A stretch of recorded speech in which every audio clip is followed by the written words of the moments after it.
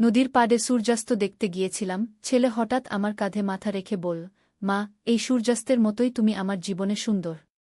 শুক্রবার বিকেলে ছেলে বলল, মা চলো নদীর পাড়ে যাই। কি আমি রাজি হলাম। অনেকদিন প্রকৃতির কাছে যাওয়া হয় না। নদীর পাড়ে পৌঁছে দেখি সূর্য পশ্চিম আকাশে নেমে আসছে। পানিতে সূর্যের প্রতিবিম্ব। আমরা একটা পাথরের উপর বসলাম। কি সুন্দর দেখাচ্ছে, বললাম। হ্যাঁ, খুবই সুন্দর। কিন্তু তোমার মতো সুন্দর নয় গ। আমি তার দিকে তাকালাম। কি বলছিস? সে আস্তে করে আমার কাঁধে মাথা রাখল। মা, তুমি জানো আমি কেন তোমাকে নিয়ে এখানে এসেছি? কেন? কারণ আমি তোমাকে সবচেয়ে সুন্দর জায়গা, সবচেয়ে সুন্দর সময়ে কিছু বলতে চেয়েছিলাম গু। নদীতে ছোট ছোট ঢেউ খেলছে। পাখিরা ডাকছে। আমি তোমাকে ভালোবাসি, মা। এই সূর্যাস্তের মতোই তুমি আমার জীবনে রঙিন। তুমি আমার কাছে শুধু মা নও, তুমি আমার জীবনের সবচেয়ে সুন্দর নারী গো। সূর্য আরও নিচে নেমে এসেছে। আমি তোমাকে বিয়ে করতে চাই। এই নদীর পাড়ে, এই সূর্যাস্তের সামনে আমি তোমাকে প্রস্তাব দিচ্ছি গু। সূর্যের শেষ আলো নদীর পানিতে ঝিলমিল করছে। এই গল্পটি সম্পূর্ণ শুনলে আপনাদের পানি অটোমেটিক বের হয়ে যাবে, সো যত দ্রুত সম্ভব হাতের কাছে টিস্যু নিয়ে বসে পড়ুন। বিছানার চাদর যেন নষ্ট না হয় সেটা সম্পূর্ণ খেয়াল রাখার অনুরোধ জানিয়ে গল্পটি এখন শুরু করব। তার আগে সর্বশেষ অনুরোধ, দয়া করে এমন পানি বের করার গল্প নিয়মিত শুনতে আমাদের চ্যানেলটি সকলেই সাবস্ক্রাইব করুন। ধন্যবাদ। হ্যালো বন্ধুরা, আমার নাম রূপালী দাস। আমার বয়স ৩৯ বছর। আমার স্বামীর নাম সুব্রত দাস, বয়স ৫২ বছর। আমাদের ৩ সন্তান, রায়হান, তানিয়া আর হৃদয়। রায়হান ২১ বছর বয়সী, ইউনিভার্সিটিতে পড়ে। তানিয়া ১৭ বছর বয়সী, কলেজে যায়। হৃদয় ১৪ বছর বয়সী, স্কুলে পড়ে। আজকের ঘটনাটা শুরু হয়েছিল গত সপ্তাহে। রায়হান হঠাৎ আমাকে বলল, মা, তোমার সাথে একটা গুরুত্বপূর্ণ কথা আছে কি? তার গলার স্বরে একটা অদ্ভুত আকুলতা ছিল। আমি বুঝতে পারছিলাম না কি ব্যাপার। সে আমাকে বলল সূর্যাস্তের সময় নদীর ধারে যেতে। কিন্তু আমি জানতাম না যে এই সিদ্ধান্তটা আমার পুরো জীবনটাই পাল্টে দিতে চলেছে। নদীর ধারে গিয়ে যা ঘটেছিল তা আমি কখনো ভাবতে পারিনি। রায়হান যখন আমার কাঁধে মাথা রাখল, তখন আমি ভাবলাম সে হয়তো কোনো মানসিক চাপে আছে। কিন্তু তার পরের কথাগুলো শুনে আমার মাথা ঘুরে গেল। সে বলল, মা, আমার মনে হয় আমি তোমাকে অন্যভাবে ভালোবাসি গু। আমি চমকে উঠলাম। কি মানে? মানে হলো, আমি তোমাকে শুধু মা হিসেবে নয়, একটা নারী হিসেবে দেখি। তার কথাগুলো আমার কানে এসে বাজছিল। আমি তার দিকে তাকালাম। তার চোখে একটা অন্যরকম দৃষ্টি। রায়হান, তুমি কি বলছ? মা, আমি জানি এটা ভুল। কিন্তু আমি কিছুই করতে পারছি না। তুমি আমার সবচেয়ে কাছের মানুষ। তুমি আমাকে বুঝো। তুমি আমার যত্ন নাও। আমার হৃদয় দ্রুত স্পন্দিত হচ্ছিল। এই পরিস্থিতি আমি কখনো কল্পনা করিনি। আর বাবা? তানিয়া আর হৃদয়? তুমি কি তাদের কথা ভাবনি? আমি জিজ্ঞেস করলাম। মা, আমি সবার কথা ভেবেছি। কিন্তু তুমি আমার জীবনে এত গুরুত্বপূর্ণ যে আমি তোমাকে হারাতে পারব না। তুমি যদি রাজি হও, আমরা সবাইকে বুঝিয়ে বলব। আমি স্তব্ধ হয়ে গেলাম। রায়হান আমার হাত ধরে বলল, মা, আমি তোমাকে বিয়ে করতে চাই। সূর্য ততক্ষণে অর্ধেক ডুবে গেছে। নদীর পানিতে লাল আলোর ছাটা। আমি কিছুই বুঝতে পারছিলাম না। একদিকে আমার মাতৃত্ব, অন্যদিকে রায়হান। এটা কি করছিস তুমি? আমি তোমার মা গু। মা, আমি জানি। কিন্তু তুমি আমার হৃদয়ে এমনভাবে জায়গা করে নিয়েছ যে আমি তোমাকে ছাড়া বাঁচতে পারব না। আমি তোমাকে রাজকন্যার মতো রাখব। তুমি আমার রানী হবে গু। আমার চোখে পানি এসে গেল। কিন্তু রায়হান, সমাজ কি বলবে? আমার বিবেক কি বলবে? মা, সমাজ যা ইচ্ছে বলুক। আমার শুধু তুমি দরকার। আমি তোমাকে সুখী রাখব। তুমি দেখবে গু। রায়হান আমার চোখের দিকে তাকিয়ে বলল, মা, তুমি যদি না বলো, আমি এই নদীতে ঝাঁপ দিয়ে প্রাণ দিয়ে দেব গু। আমি ভয়ে কাঁপতে লাগলাম। না রায়হান, এমন কথা বলিস না গি। তাহলে তুমি হ্যাঁ বলো। সে আমার হাত চেপে ধরল। আমি দীর্ঘক্ষণ চুপ থাকলাম। সূর্য প্রায় অস্ত যেতে বসেছে। নদীতে বাতাসের শব্দ। পাখিদের কিচিরমিচির। ঠিক আছে, আমি ফিসফিস করে বললাম। রায়হান খুশিতে আমাকে জড়িয়ে ধরল। মা, তুমি আমাকে সবচেয়ে সুখী মানুষ বানিয়ে দিলে গু। কিন্তু এখানেই গল্পের মোড় ঘুরে গেল। হঠাৎ করে নদীর উপাস থেকে একটা আওয়াজ এলো, কাট! Perfect shot! আমি আর রায়হান দুজনেই চমকে ফিরে তাকালাম। দেখি একদল লোক ক্যামেরা নিয়ে দাঁড়িয়ে আছে। তাদের মধ্যে একজন আমাদের দিকে হেঁটে এলো। খুব সুন্দর অভিনয় করেছেন আপনারা। আমি রাহুল শর্মা, এই ছবির পরিচালক। আপনাদের অভিনয় দেখে আমি মুগ্ধ গো। আমি হতবাক। মানে? আরে আপনারা কি জানেন না? এখানে আমরা একটা সিনেমার শুটিং করছি। আপনাদের দুজনকে দেখে মনে হচ্ছিল আপনারা আমাদের অভিনেতা অভিনেত্রী গো। রায়হান লজ্জায় মুখ নিচু করল। আসলে আমরা জানতাম না এখানে শুটিং হচ্ছে গি। পরিচালক হেসে বললেন, কিন্তু আপনাদের অভিনয় এতটাই ন্যাজুয়াল ছিল যে আমরা ভেবেছিলাম আপনারাই আমাদের মেইন ক্যাস্ট। তখন আমি বুঝলাম পুরো ব্যাপারটা। রায়হান আমার সাথে একটা প্র্যাঙ্ক করেছে। সে জানত এখানে ফিল্মের শুটিং হচ্ছে। সে আমাকে এই অভিনয়ে ফেলে দিয়েছে। রায়হান, আমি তার দিকে রাগত চোখে তাকালাম। সে হাসতে হাসতে বলল, মা, তুমি একজন দুর্দান্ত অভিনেত্রী। আমি জানতাম তুমি পারবে গু। পরিচালক বললেন, আসলে আমাদের আজ মেন হিরোইন আসতে পারেনি। আপনারা যদি রাজি হন, আমরা আপনাদের দিয়েই আজকের শুটিং সেরে ফেলতে পারি গু। আমি অবাক হয়ে জিজ্ঞেস করলাম, কিন্তু আমরা তো কোনো ট্রেনিং নিইনি গে। ট্রেনিংয়ের কি দরকার? আপনাদের ন্যাচুরাল অ্যাক্টিং এতই ভালো যে যে কোনো প্রফেশনাল অ্যাক্টরকেও হার মানিয়ে দেবে গু। রায়হান উৎসাহিত হয়ে বলল, মা, চলো করি। এটা একটা দারুণ সুযোগ। আমি দ্বিধায় পড়ে গেলাম। একদিকে আমার কোনো অভিজ্ঞতা নেই, অন্যদিকে এটা একটা বড় সুযোগ। ঠিক আছে, চেষ্টা করে দেখি গু। পরিচালক খুশি হয়ে বললেন, চমৎকার। এখন আপনাদের পোশাক আর মেকআপ করিয়ে দেওয়া হবে গি। কিছুক্ষণ পরে আমি আর রায়হান পুরোপুরি সাজসজ্জা করে রেডি। ক্যামেরার সামনে দাঁড়ালাম। অ্যাকশন! এবার আসল চ্যালেঞ্জ শুরু। আমাদের সংলাপ বলতে হবে, আবেগ দেখাতে হবে। কিন্তু অদ্ভুত ব্যাপার হল, আমরা দুজনেই খুব স্বাভাবিকভাবে অভিনয় করতে পারলাম। প্রথম সিনে রায়হান আমার হাত ধরে বলল, তুমি আমার জীবনের সবচেয়ে সুন্দর মানুষ গো। আমি তার চোখে তাকিয়ে বললাম, কিন্তু আমরা তো কাট! দারুণ! আরেকটা টেক নেওয়া যাক। এভাবে পুরো বিকেল আমরা শুটিং করলাম। সূর্যাস্তের সময় যে সিনটা করতে হলো সেটা ছিল সবচেয়ে কঠিন। আমাদের একে অপরের কাছে প্রেমের কথা বলতে হলো। কিন্তু যেহেতু আমরা জানি এটা অভিনয়, তাই খুব স্বাভাবিকভাবেই করতে পারলাম। শুটিং শেষে পরিচালক বললেন, আপনাদের অভিনয় দেখে আমি মুগ্ধ। আপনারা যদি চান, আমার পরবর্তী ছবিতেও কাজ করতে পারেন গু। রায়হান উৎসাহিত হয়ে বলল, সত্যি? হ্যাঁ, আপনাদের মধ্যে ন্যাচুরাল কেমিস্ট্রি আছে। মডারসন রিলেশনশিপ যেভাবে পোর্ট্রে করেছেন সেটা অসাধারণ গু। আমি তখন বুঝলাম যে পুরো ছবিটাই ছিল একটা পারিবারিক ড্রামা। মা-ছেলের বন্ডিং নিয়ে। কোনো অশ্লীল কিছু নয়। মা, তুমি দেখলে? আমরা হিরোইন হয়ে গেলাম। রায়হান খুশিতে আমাকে জড়িয়ে ধরল। কিন্তু গল্প এখানেই শেষ নয়। বাসায় ফিরে এসে দেখি সুব্রত, তানিয়া আর হৃদ সবাই অপেক্ষা করছে। সুব্রত বলল, কোথায় ছিলে এতক্ষণ? রায়হান উৎসাহিত হয়ে সব কিছু বলল। বাবা, আমরা ফিল্মে কাজ করেছি। তানিয়া অবিশ্বাসের সাথে বলল, কি? মা, ফিল্মে? আমি হেসে বললাম, হ্যাঁ রে। আমিও জানতাম না যে আমি অভিনয় করতে পারি। হৃদ এক্সাইটেড হয়ে বলল, মা, তুমি ফেমাস হয়ে যাবে। সুব্রত প্রথমে একটু অবাক হলেও পরে বলল, যদি তোমার ভালো লাগে তাহলে করো। পরের সপ্তাহে ছবির ট্রেইলার রিলিজ হল। আমি আর রায়হানের অভিনয় দেখে সবাই মুগ্ধ। স্থানীয় মানুষজন আমাদের চিনতে শুরু করল। কিন্তু আসল রহস্য তখনই উন্মোচিত হল যখন পরিচালক আমাদের বাসায় এলেন। তিনি বললেন, আসলে এই পুরো ঘটনাটাই ছিল একটা ডকুমেন্টারির অংশ।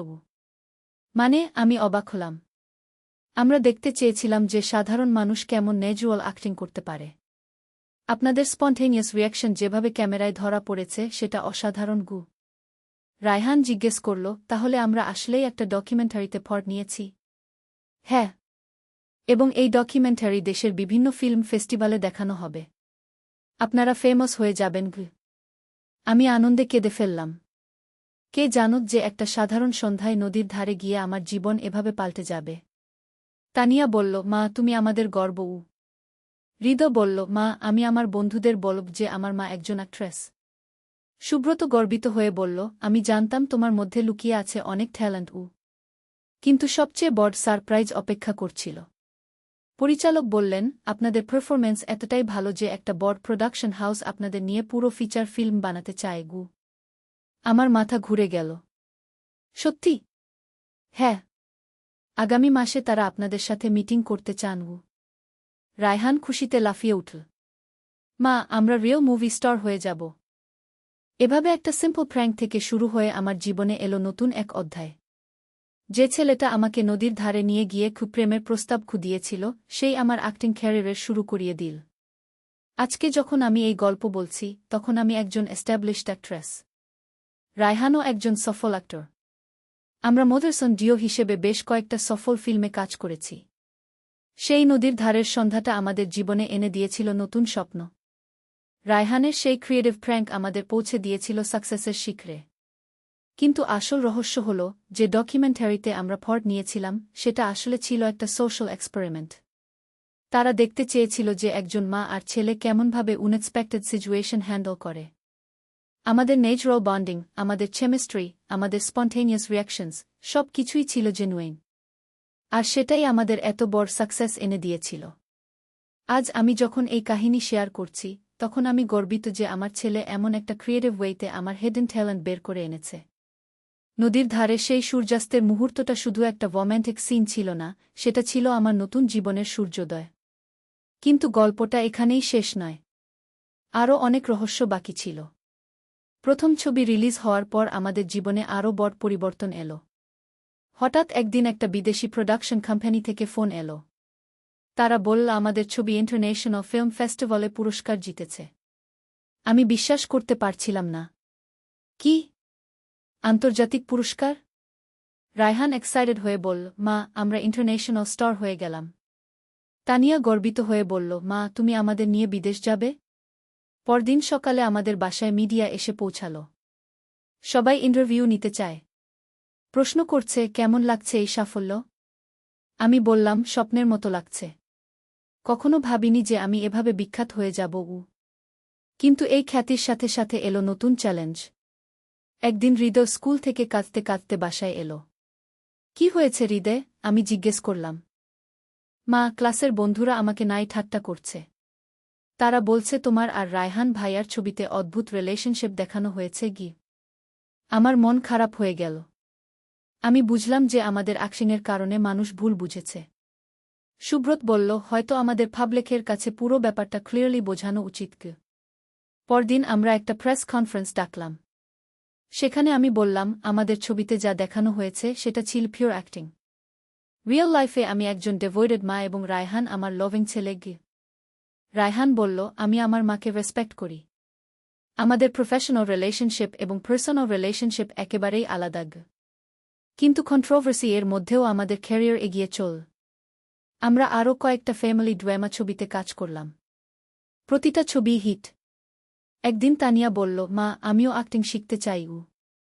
আমি খুশি হলাম। সত্যি? হ্যাঁ মা, তোমাদের দেখে আমারও ইচ্ছে হয় গে। হৃদয় বলল, আমিও অ্যাক্টিং করব। এভাবে আমাদের পুরো পরিবার ফিল্ম ইন্ডাস্ট্রিতে জড়িয়ে গেল। সুব্রত প্রযোজক হিসেবে কাজ শুরু করল। কিন্তু সবচেয়ে বড় সারপ্রাইজ এলো 1 বছর পর। হঠাৎ রায়হান আমাকে বলল, মা, আমি একটা স্ক্রিপ্ট লিখেছি।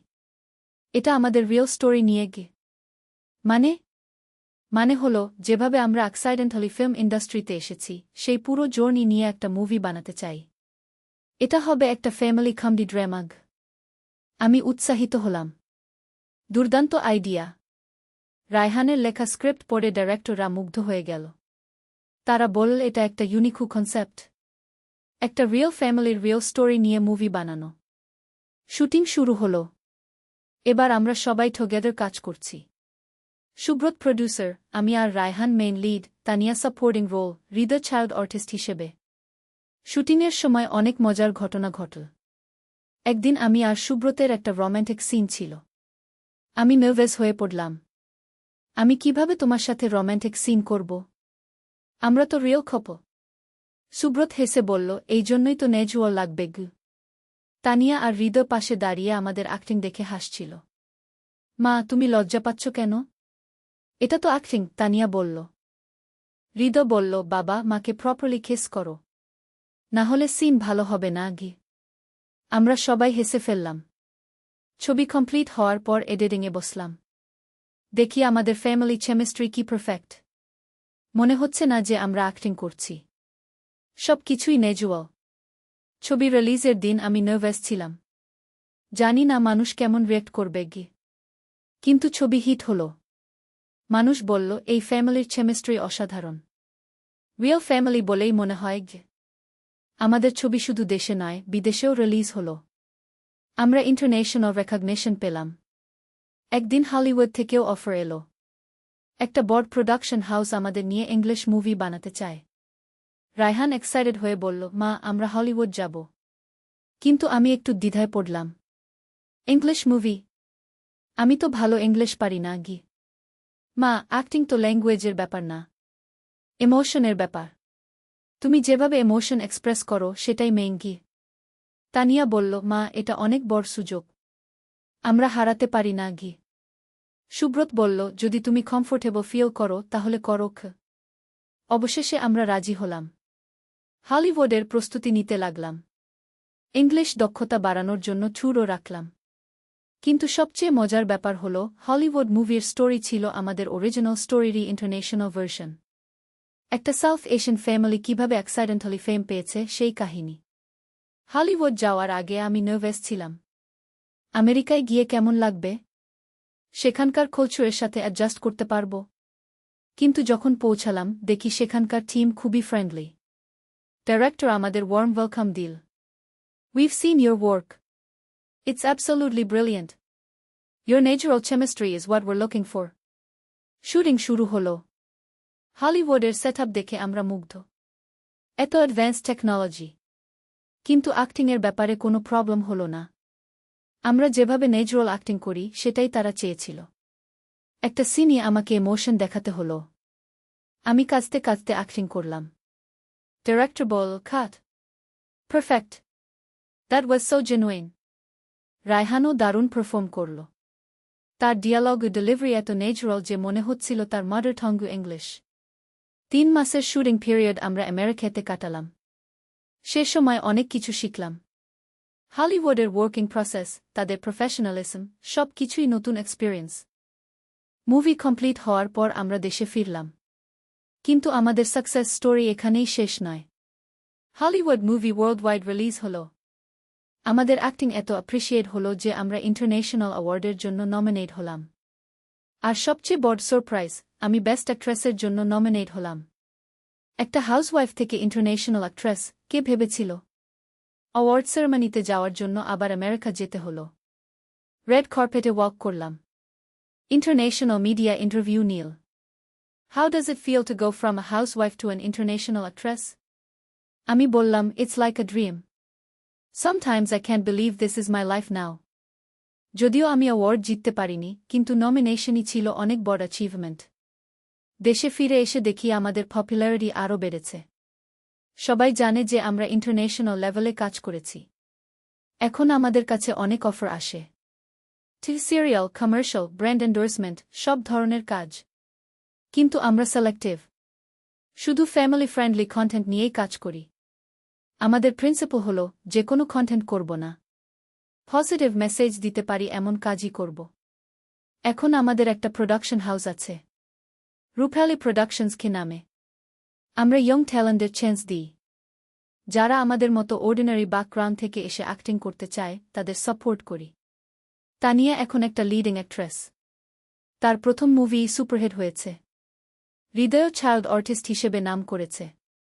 আমাদের পুরো পরিবার এখন ফিল্ম ইন্ডাস্ট্রির ওয়েল নোন ফেস। কিন্তু আমরা কখনো ভুলি না যে আমাদের সাফল্যের শুরু হয়েছিল সেই নদীর ধারের সূর্যাস্তের মুহূর্ত থেকে। রায়হানের সেই প্র্যাঙ্কটা আমাদের জীবনে এনে দিয়েছিল এক অভাবনীয় পরিবর্তন। একটা সিম্পল আফটারনুনে নদীর ধারে গিয়ে আমরা হয়ে গেলাম ইন্টারন্যাশনাল সেলিব্রিটি। আজকে যখন নতুন অ্যাক্টর অ্যাক্ট্রেসদের অ্যাডভাইস দিই তখন বলি, সুযোগ এলে গ্র্যাব করো। আর সব সময় ন্যাচুরাল থাকো। আর্টিফিশিয়াল কিছুর দরকার নেই। অডিয়েন্স জেনুইন ইমোশন ভালোবাসে কি? আমাদের জার্নিটা ইন্সপায়ারিং অনেকের জন্য। অনেক অর্ডিনারি ফ্যামিলি আমাদের দেখে এনকারেজ হয়েছে। তারা নিজেদের ট্যালেন্ট এক্সপ্লোর করছে। সবচেয়ে ভালো লাগে যখন ফ্যান্স বলে, আপনাদের দেখে আমারও কনফিডেন্স এসেছে। আমিও কিছু করতে পারব। এইটাই আসল স্যাটিসফ্যাকশন। ফেম আর মানি তো পরের কথা। মানুষকে ইন্সপায়ার করতে পারা, এর চেয়ে বড় অ্যাচিভমেন্ট আর কি হতে পারে? নদীর ধারে সেই সন্ধ্যায় সূর্য অস্ত গিয়েছিল। কিন্তু আমাদের জীবনে উদয় হয়েছিল নতুন সূর্য। একটা প্র্যাঙ্ক থেকে শুরু হয়ে আজ আমরা পৌঁছেছি এই অবস্থানে। রায়হান আজকেও মাঝে মাঝে বলে, মা, মনে আছে সেই দিনের কথা, যখন আমি তোমাকে বিয়ে করার প্রস্তাব দিয়েছিলাম? আমি হেসে বলি, সেটা তো ছিল অ্যাক্টিং। কিন্তু সেই অ্যাকশনই আমাদের এখানে পৌঁছে দিয়েছে। এই যে গল্প শেয়ার করলাম, এটা শুধু আমার গল্প নয়। এটা প্রতিটা অর্ডিনারি মানুষের গল্প। যে কেউ যে কোনো সময় এক্সট্রাঅর্ডিনারি কিছু করতে পারে। শুধু সুযোগটা চিনতে হয় আর গ্রহণ করার সাহস রাখতে হয়। নদীর পাড়ে সেই সূর্যাস্তের দৃশ্য আজও আমার চোখে ভাসে। সেই মুহূর্তটা আমার জীবনের টার্নিং পয়েন্ট। একটা সাধারণ মা থেকে আমি হয়ে উঠলাম একজন ইন্টারন্যাশনালি রেকগনাইজড অ্যাক্ট্রেস। আর এই সাকসেস স্টোরির বিহাইন্ড আছে পারিবারিক সাপোর্ট। সুব্রত যদি আমাকে এনকারেজ না করত, তানিয়া আর হৃদয় যদি প্রাউড না হতো, তাহলে হয়তো আমি এতদূর আসতে পারতাম না। ফ্যামিলি ইউনিটি আর মিউচুয়াল সাপোর্ট, এইটাই আমাদের স্ট্রেংথ। আমরা একসাথে ড্রিম দেখেছি, একসাথে কাজ করেছি, একসাথে সাকসেস এনজয় করেছি। এই গল্প শুনে যারা ইন্সপায়ার হবেন, তারা রিমেম্বার রাখবেন, সাফল্যের কোনো এজ লিমিট নেই। আমি ৩৯ বছর বয়সে অ্যাক্টিং শুরু করেছি। দেরি হয়ে গেছে ভেবে হতাশ হওয়ার কিছু নেই। ড্রিমগুলো আছে পারস্যু করার জন্য, অপরচুনিটি এলে গ্র্যাব করার জন্য। আর ফ্যামিলি সাপোর্ট আছে সাফল্যের পথে এগিয়ে যাওয়ার জন্য। নদীর ধারে সেই সূর্যাস্তের গল্প আজ হয়ে উঠেছে আমাদের পরিবারের লেজেন্ড। এই গল্প আমরা আমাদের গ্র্যান্ডচিলড্রেনদের বলব। কিভাবে একটা সিম্পল প্র্যাঙ্ক পরিবর্তন করে দিয়েছিল আমাদের পুরো জীবন।